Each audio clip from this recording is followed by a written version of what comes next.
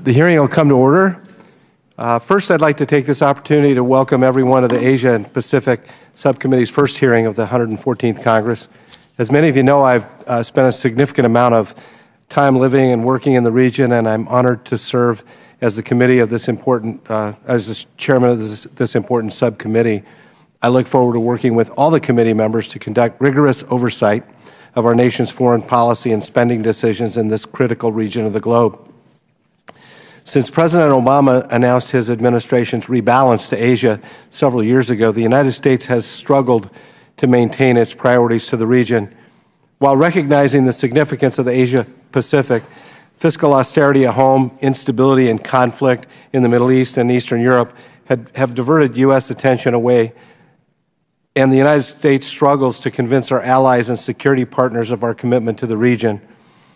2015 will be a pivotal year for U.S. engagement in Asia, presenting numerous economic, political, and security challenges.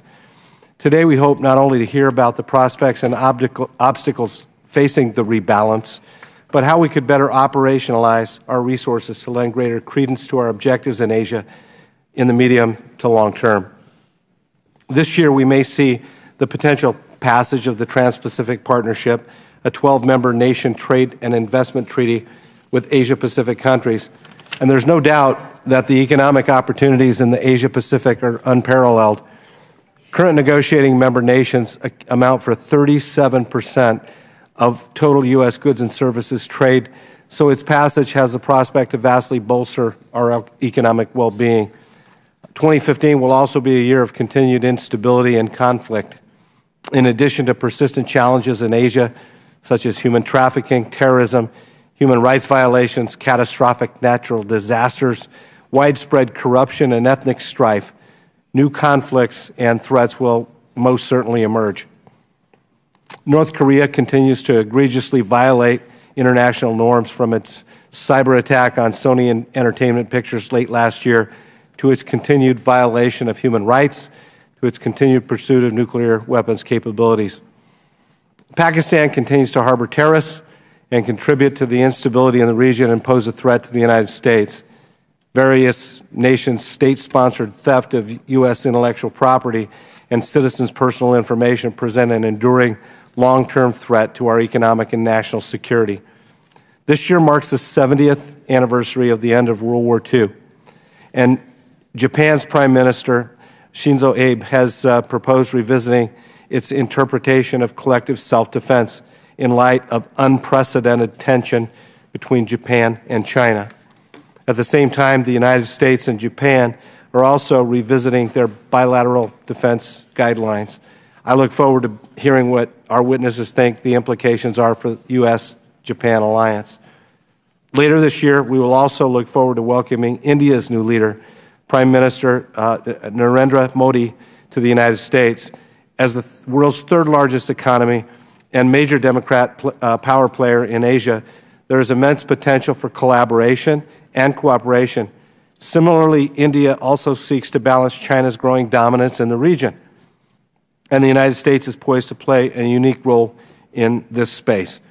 We will see whether Burma's reforms since we lifted sanctions have been genuine in its parliamentary elections later this year. And that said, I'm concerned with the level of ethnic conflict in northern Burma between the government and numerous ethnic minority opposition groups, especially the number of displaced refugees the conflict has caused.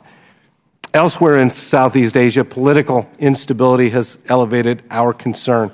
For example, in Thailand, 2 military coups over the last 8 years have disrupted our traditionally strong economic and security relationship with that country. With a clear way forward and without a clear way forward and no strong domestic governance, Thailand may continue to face significant obstacles. Finally, China. As they continue to gain leverage on the international stage, it has challenged international norms of behavior in such areas as diplomacy and cyberspace alike. China has pressured American businesses in unfair, even hostile business environments, while simultaneously partaking in arguably the largest transfer of intellectual property theft in history through means such as cyber espionage.